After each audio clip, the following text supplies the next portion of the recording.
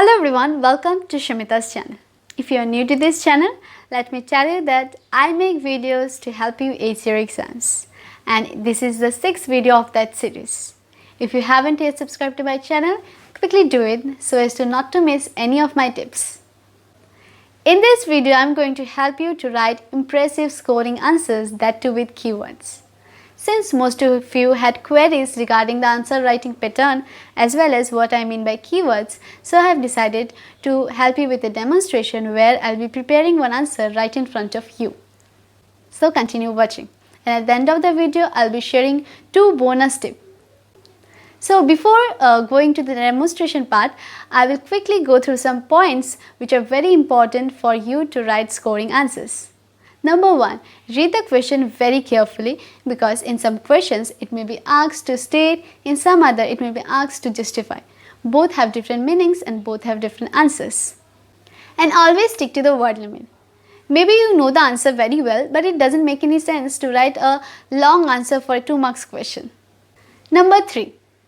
Always try to understand every topic. Now when your tuitions are over and you may face any difficulty in understanding any topic, you may refer to any of the YouTube videos to understand them well and write it in your own words. And do not try to repeat things unnecessarily so as to make the answer lengthy. You need to think from an examiner's point of view. The examiners also would not like to check a 20 pages long answer script, that too with repetitive things. This will really annoy him or her. You may write in your own words of course, but don't forget to use some keywords and follow a specific answer writing structure. You may follow a point-wise method of writing your answers, and you may underline the important words, and don't forget to write introduction and conclusion for a broad answer. Now time for the demonstration, and at the end of the video, as I said, I'll be sharing 2 bonus tips, so do watch till end if you don't want to miss them. Yes guys, so let's jump into the demo part. You can see the question right in front of you, the importance and objective of financial planning. We will try to make a 8 on 8 answer for this question, and I have deliberately chosen this question as it's a bit dicey, and why it's dicey you'll come to know in the later part of the video, and also it came in the final examination of 2018. As you can see the question, importance and objective of financial planning, which carries 8 marks, 5 marks for the importance and objective is of 3 marks. And let me scroll down. You can see exactly this is how the topic will look like in your book, and I have typed it for you all. Also you can notice I have marked the introduction with sky and conclusion with purple and keywords with red. So let me just show the whole topic and you can see the keywords in this topic. So in the first 3 line I got a keyword, the availability of funds. This is a keyword because this is something that will show the teacher or the examiner that you have read it carefully and you deserve the 8 on 8 marks. And see, the first 2 lines will be written by all or most of your friends, but this line will not be written by most of your friends, I can guarantee that. Similarly, like the current and fixed assets and future expansion needs, this is also a keyword because for the same reason it will show the teacher that you deserve marks. And the teacher is checking so many papers and your answer will show the teacher that you deserve marks because he doesn't know you personally, and he doesn't know you that how good you are actually in your classes. He doesn't know you how much you've read. He just knows that this is your answer, and then your answer defines you. And you can see in the objective part I have clearly highlighted the words that I meant to be keywords. Here the headings are missing.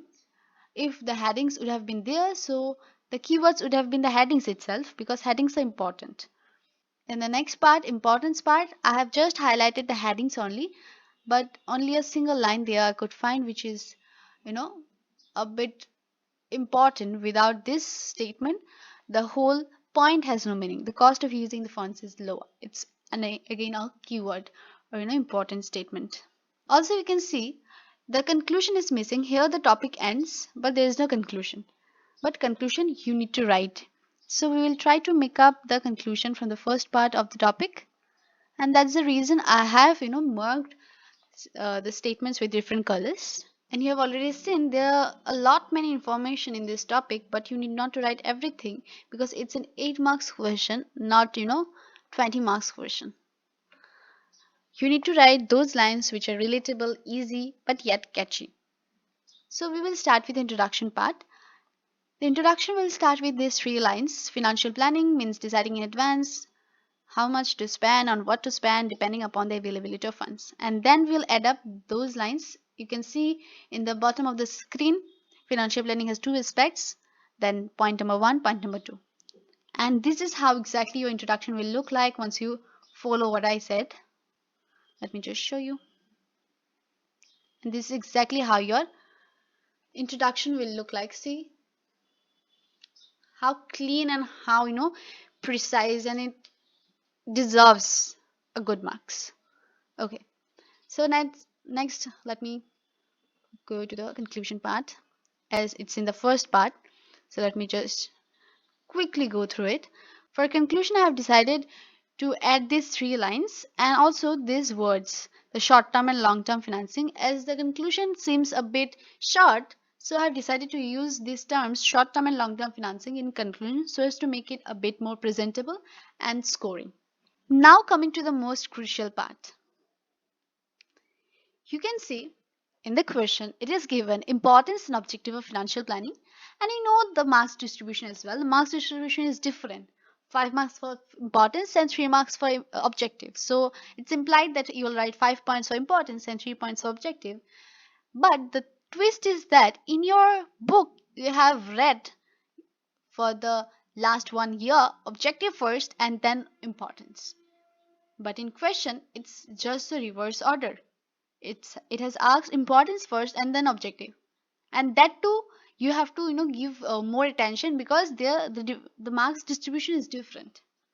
Not that both 5 points you have to write. For both you have to write different number of points. So read the question very carefully before attempting the answer, and have a rough idea in your mind about what you will write, how you'll proceed your answer, because sometimes when you don't have a clear idea about how you'll proceed, you have to cut your answer every second line, which is not a good thing. And since importance is asked first in this question, so we will write the importance first. And in the importance part you can see there are given 8 points. Fine, but we need only 5. So I have decided to write point number 3 to point number 7. And one thing you need to note, that point number 4 and point number 8 are same. Optimum utilization and elimination of wastage is same thing. So you can't write both. It will show your lack of preparation and lack of uh, presence of mind, you can say. Okay. So once we have decided what points we'll write, we have to draw a diagram to make it more presentable. And headings are very important. It's preferable that you memorize the headings because the 1-2 liners description can be written in your own words, but headings must be a bit logical ones. Also you can always highlight the keywords in any points. You can see I have shortened the descriptions here. The descriptions are at max to 2.5 lines maybe, but actually in your book the descriptions were much lengthier. No need to write the whole description. See how lengthy these descriptions are, but I have just shortened these descriptions and written in own language. It doesn't matter if you are writing the headings nicely. It doesn't matter if you are writing short descriptions. Write it in an easy manner, not lengthy manner. Now finally moving to the objective part. While moving to the objective part, you must keep in mind that you don't repeat the same thing in the objective part, because these two terms, objective and importance, are very similar and are used interchangeably sometimes, but you can expect to get 8 on 8 while you are writing same or similar points in both the sections. You need to write different points in importance and different points in objective. So you can see in your book, the objective do not have a heading. Headings are missing. You can see headings are missing. But you need to self-made your headings. Because if you don't write the headings in the objective part, the teacher will obviously cut your half marks. Because in the importance part, you have written the headings, and in the objective part, if you don't write, so you are actually instigating the examiner to see the fault in your answer. So it's always preferable to write the headings, and if you can't, manage the headings, maybe you don't remember them or you don't have any time, please write it in a similar manner. Don't write the headings for first part and skip it for the second part. Skip it for the whole answer, write it for the whole answer. Choose any one. So since I've written headings for the first part, I will write it for the second part, but I will self-made it. Like see, for the first point, I think the heading financial resources can go. For the second point, estimating sources is also a good heading. For the third, best plan. For the fourth, the heading can be control system. For the fifth, the heading can be efficient profit volume cost. For the sixth, the heading can be financial results. For the seventh, the heading can be reporting and recommendation. I have helped you people with all the headings, but you can choose any three of them because objectives are of 3 marks. And after that, your answer will look something like this. Let me just show you. These are important parts done. Objective will look like this. You will choose any three. You have to draw a diagram, of course. Fine. You have to underline the keywords. Of course, you have to do it.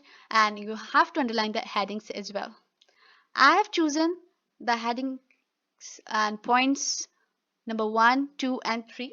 You can choose any of them, but keep in mind that you are not repeating the same things in objective and importance part.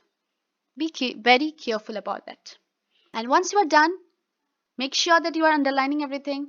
Headings are there, diagrams are there, and there must be a conclusion. See how I've written the conclusion. It's very short, but it's very crisp as well. A well thought out financial plan for short run as well as long run is essential for smooth working of an enterprise. It's a perfect conclusion. Now you're good to get a 8 on 8. Yay! Now time for bonus tip. So bonus tip number 1, the ideal length of a broad answer. The ideal length of a broad answer from my experience is 2 pages or 2.5 pages max. 2.5 pages if you are drawing or doing any diagrams, and if you are not doing any diagrams, then 2 pages are enough. 2 pages means both sides of a single page is enough to get a 8 on 8. Now bonus tip number 2. Don't forget to give borders on the 4 sides of the page. Don't give this much breadth borders because that will give a wrong impression to your teacher. Teacher will think that you are trying to minimize the space of writing and manipulating the length of answer. Just give a 1 centimeter broad borders on all 4 sides. This will show your efforts, like how you are trying to keep things presentable.